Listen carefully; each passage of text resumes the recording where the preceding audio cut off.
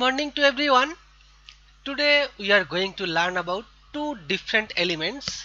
In last class we have learned about the classification of elements in the periodic table, how we can classify based on their properties, chemical properties or electronic configuration, and different other ideas we have mentioned.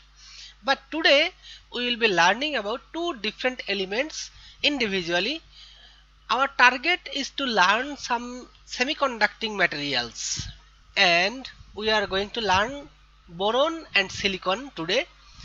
And also I have started something about boron in the last class, but today I will try to just cover up the whole boron, and I'll try to get involved with the silicon and what we will learn in these two different elements: the basic idea, abundance, allotropes, and chemical properties in case of boron. And in case of silicon, we will learn little bit more, because silicon is mostly used element or chemical in making different types of semiconducting devices. Therefore, we will learn little bit more regarding the silicon. So in case of silicon, more or less same thing: basic idea, abundance, structure, physical properties, chemical properties, and also I have something regarding the uses of silicon. So we will try to cover up all the topics today about these two elements, but if I cannot cover, then maybe some part can remain after for the silicon. Let's start one by one. In last class I have shown you this figure. This is the boron, and this is the electronic configuration and some properties here mentioned. So this is the crystalline boron, which looks like little bit dirty, but like some metal or some dirty iron. However, this is not exactly metal.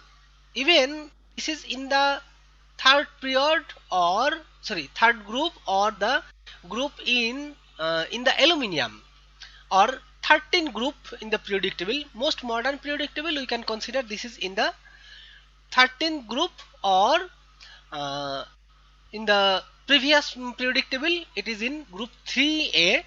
However, the characteristics, physical and chemical characteristics of this element is not exactly similar to that element, that means aluminium or something like this in this group. However, the physical and chemical properties of this boron is more or less similar to the group 4 element or group 14 element, which is known as carbon, silicon, like these types of elements. And so we are going to learn about this boron, because the characteristics of this boron is more or less similar to the semiconducting materials. Therefore we are interested in these types of material. Let's revisit what I have taught in last class. The symbol for boron, B, the atomic number 5, that means it has 5 protons in its nucleus, and similarly it has 5 electrons in their shells, 2 electrons in the first shell and 3 electrons in the second shell. Therefore it should be in the group 3. That means in the periodic table you can see it has 3 electrons in the outermost shell. Therefore it will be in the group 3. But in the most modern periodic table we are keeping this in the group 13. However, the atomic mass of a boron is 5 plus 6. Now you can see 6, the one atom of boron has 5 proton and 6 neutrons. Therefore the atomic mass of boron is 11. But here we have found that the atomic weight or atomic mass is 10.81. In last class I have shown you that we can find the atomic mass around 10.81. Actually, boron has two different types of isotopes. Isotope having mass 5 plus 5, 10, another one 5 plus 6 11. Therefore the abundance for that isotopes, in last class I didn't know the abundance, but today I have seen the abundance is what I have mentioned in the last class, exactly similar.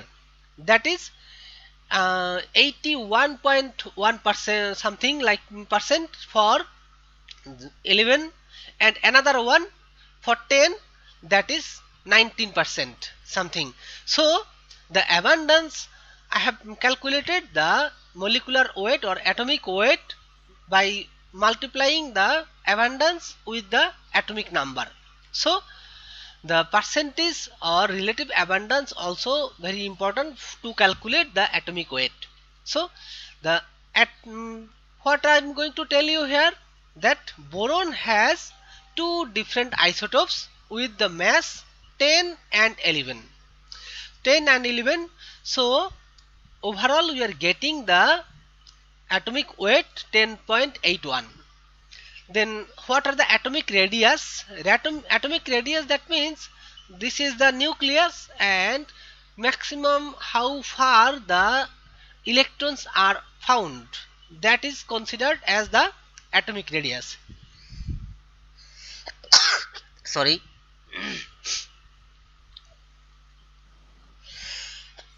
Sorry. So this is the nucleus, and maximum how far from the nucleus the electrons can be observed or found, this is known as the atomic radius. Sorry. So maximum from here to here the atomic radius is considered as 87 picometer. Picometer means 10 to the power minus 12 meter. This is very small unit. Nanometer means 10 to the power minus 9 meter, and picometer means 10 to the power minus 12 meter. Then 5 proton and electrons already have mentioned here. Atomic number is 5, that means we have 5 protons, and electrons are same. Now what I have mentioned here, this is more or less similar mentioned here. The atomic number, basic idea of about boron. The atomic number 5, common isotopes of the elements. Boron consists of 5 protons and 6 neutrons. 5 electrons already mentioned occupy available electron shells, rings. The valence electrons determine its chemical and physical properties. For any element, if you know the valence electrons, that means how many electrons are in the outermost shell, this is known as the valence electrons. And how we estimate the position of any element in the periodic table, that is directly related to the valence electrons, number of valence electrons. If it has 3 electrons, it will be in the group 3 or group 13. If it has 4 electrons, it will be in the group 4a and or in the group 14. So similarly, for any element, if you know the electronic configuration, that means if you know the number of valence electrons, how many electrons in the outermost shell, that means this is known as valence electron shell. So you will be able to understand the physical and chemical properties of that element depending on the number of valence electrons. So 5 electrons total, and the valence electrons determine its chemical and physical properties. It has 3 valence electrons. Boron is a metalloid in group 13, period 2, and the p block of the periodic table. Already mentioned that boron is in the group 13. Group 13 is in the most modern periodic table, because in the most modern periodic table we do not follow the strategy that A and B, but previously it was mentioned as group 3A, group 3B, or group 2A, 2B, like this way. So but nowadays the periodic table is considered like as all of them as an individual group, 1 2 3 4 5, like this way, and from 1 to 18 we differentiate the periodic table. So and p block elements, why we are calling p block element, because here is the electronic configuration. You can see the helium, that means 1s2, 1s2, 2s2 and 2p1. So the last electron is in the p orbital, therefore this element is considered as p block element. Okay, then existence or abundance. In last class I have mentioned that we can find the boron in some of the meteoroid. Actually, the boron in pure state, pure boron is very rare. It is not available very much. So boron is a low abundance element in the solar system and in the Earth's crust. That means it is not available in huge amount. It is just very small amount or very rare element. It constitutes about 0.001% by weight of Earth's crust. This is the huge Earth and just only 0.001% of by weight of Earth's crust. Elemental boron is a metalloid that is found in a small amount in meteoroids. In last class I have mentioned about the meteoroids, but chemically uncombined boron is not otherwise found naturally on the Earth. So elemental boron, this is a metalloid, that means in between metal and non-metal. So it has some characteristics, can be considered as metal and can be considered as non-metal. So it has the characteristics in between metal and non-metal. Therefore they are called as metalloid. However, the chemically uncombined boron is not otherwise found naturally on Earth. That means these types of element, most of the case we will find some as a compound, not as element in the Earth. Industrially very pure boron is produced with difficulty because of contamination of contamination by carbon or other elements in elements that resist removal.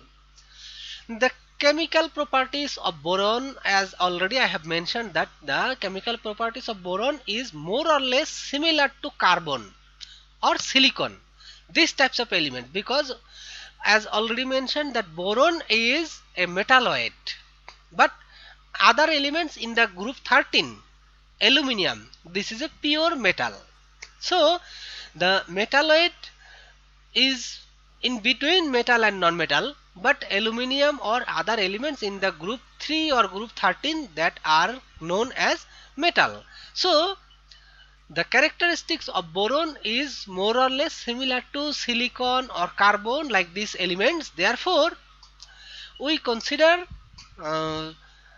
these types of element, this boron can come contact or as a contamination, it can come with the carbon or some other elements which is very difficult to remove from its when we are going to purify. So industrially very pure boron is produced with difficulty. Just we need to use different sophisticated instruments or some highly precision technique so that we can separate the pure boron from its contamination. What are the allotropes of boron? Boron has at least 4 different types of allotropes. I think you have the familiarity with the allotropes. Allotropes means some form of a chemical or element which the elemental composition element is same like as diamond and graphite. If you consider for carbon, we have at least 2 different types of allotropes.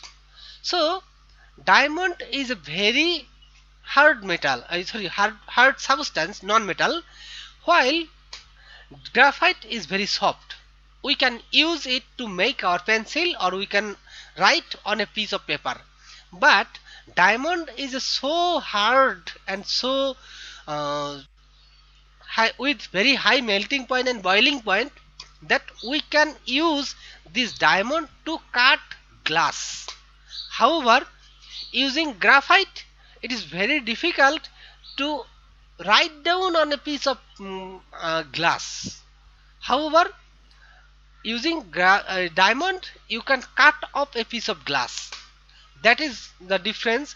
Two different forms of a metal or a chemical or element with different chemical composition, but the element two different form of an element. Hmm? It has the same element, however their chemical composition or rearrangement are different, so that they are giving two different chemical and physical properties that are known as allotrope. So boron has at least 4 different types of allotropes. What are the allotropes? Alpha rhombohedral. Here this is alpha rhombohedral. That means in simple way we can represent alpha and R. Alpha means this alpha and R comes from the rhombohedral. So alpha rhombohedral and beta rhombohedral. Same way, beta and rhombohedral. So beta for beta, and then rhombohedral comes from R. So gamma orthorhombic, but we are not using any other orthorhombic for gamma. This is orthorhombic because orthorhombic we have only one allotrope of boron. Therefore we don't need to separate, as here we have separated as alpha R and beta R. But here we do not have other orthorhombic. So just we have only one orthorhombic, so we don't need to use gamma. Sorry, we don't need to use gamma O, just we are using gamma, that is okay. And beta tetragonal. Beta tetragonal. So we have two different beta rhombohedral and beta tetragonal. So to differentiate between beta rhombohedral and beta tetragonal, we are using two different symbol, beta R and beta T. So beta rhombohedral and beta tetragonal. So boron has 4 different types of allotropes with different chemical and physical properties. As already mentioned, that any allotrope will have different physical and chemical properties. Diamond and graphite, what I have mentioned, that they have completely different chemical and physical properties. Diamond can transfer electricity, but graphite can transfer electricity or heat, but diamond cannot. Even diamond is a soft element or soft non-metal, and graphite is a soft element and diamond is very hard. So that are their different physical and chemical properties. And all 4 phases are stable at ambient conditions. These 4 different, actually these are elemental. However, if we consider the abundance of boron in the ambient or nature is very low. However, if you have these types of allotropes, in that case you can have in the environment or ambient conditions. And beta rhombohedral is the most common and stable. Beta rhombohedral, we have 4 different types of allotropes, but among them beta rhombohedral is the most common and stable. And alpha tetragonal phase also exists. This alpha tetragonal phase, that is not mentioned here. This is another one, but it is very difficult to produce without significant contamination. Actually, we have mentioned 4 different major allotropes. It has another allotrope, however, that is not, this is alpha tetrahedral, alpha tetragonal. This allotrope is not available in nature in pure form. Most of the case it has something contaminated with other elements. Therefore, it has 4 major allotropes and another 1 allotrope with some contamination. Now, what are the chemical properties of boron? The chemical behavior of boron, as already I have mentioned, this is very similar to carbon or silicon rather than the aluminium. Aluminium, that means boron, is in the group 13 or group 3. However, they are their chemical properties are not very similar to that aluminium or that group. So they have the chemical behavior of boron resembles that of silicon more than aluminium. Crystalline boron is chemically inert and resistant to attack by boiling hydrofluoric or hydrochloric acid. That means if you have a big chunk, if you have a big chunk of boron, that means crystalline. Sometimes you may see different types of crystals. We are considering the sodium chloride that are very tiny crystals. However, if you have a very big chunk of crystal, like this is not very big, even we can have very big like as a piece of a stone, so that can be very big. So if you have crystalline boron is chemically inert. Actually, uh, here is it is mentioned when finely divided, that means when it is cut into very small pieces or broken into very small pieces. In that case, it is attacked by slowly by hot concentrated hydrogen peroxide. Now I have a question to you. I have mentioned here when this chemical or when this boron is in very big size or crystalline, in that case they are not very reactive, or most of the case they are inert. But when they are divided finely, that means when they are make it is very small, in that case they can react with some chemicals. That means the reactivity of that element increased when it is make into a smaller pieces. Now my question is, why when these pieces are small or when they are small in size, then why the reactivity increases? Any of you have idea?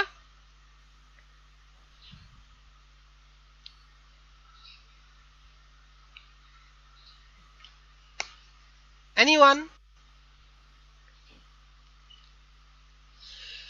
I have mentioned that when this element or when boron is in very big or crystalline, they are very inert.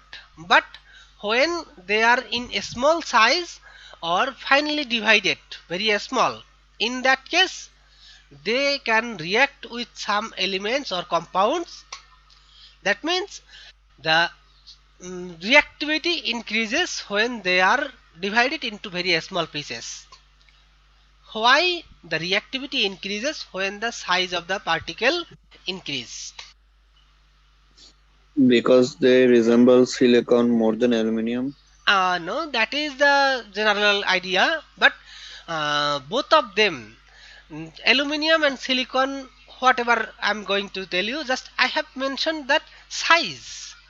When crystalline boron, that means the size of the chunk is very big, and there is no difference between this chemical element. Both of them has boron, this one also has boron. When this is in bigger in size and when this is smaller in size. Anyone have more idea?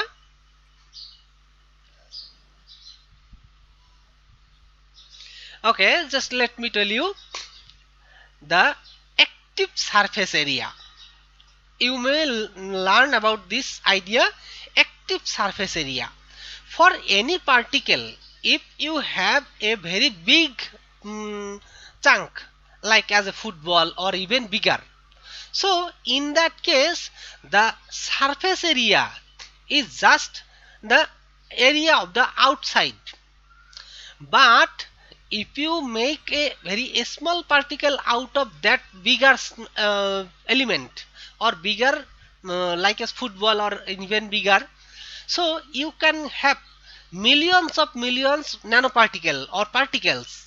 So as you reduce the size of the particle, the active surface area increases huge.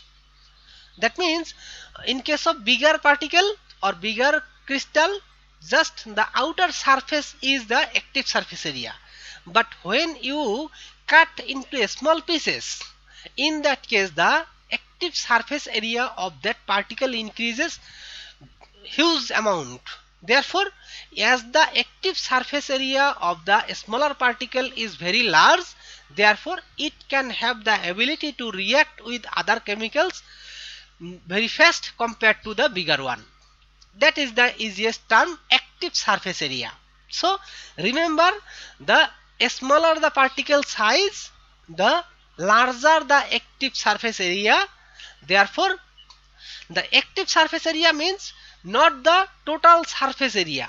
The active surface which can react with the other element, nearby element or compound. So the for a football like shape, if you consider, the outer surface area is the active surface area of that one. But if you cut the football into a smaller pieces, then you can have millions of particles and all of them are acting like as a their surface area. Even this is very small, it has some surface area.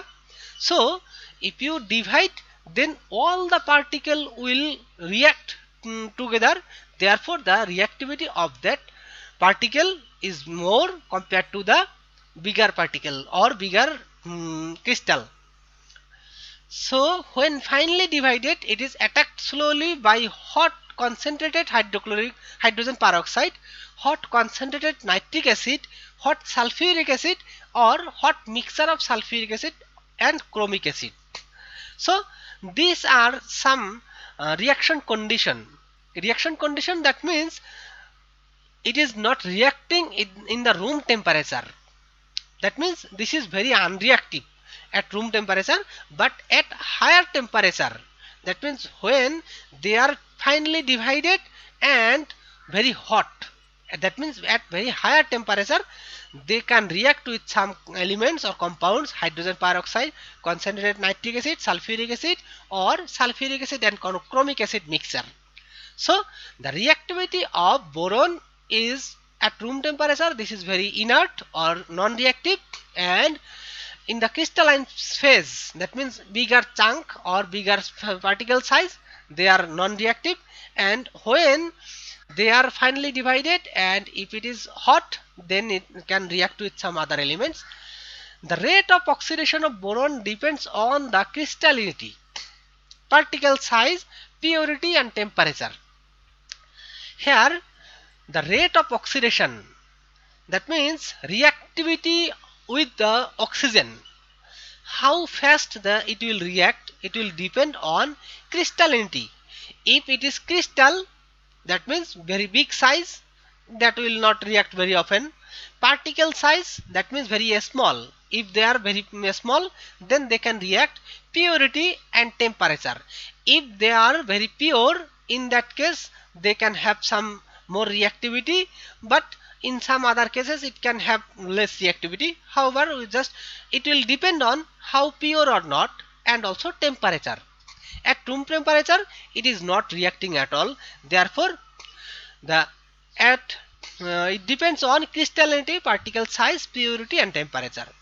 Boron does not react with air at room temperature. So boron does not react with air at room temperature, but at higher temperature it burns to form boron trioxide.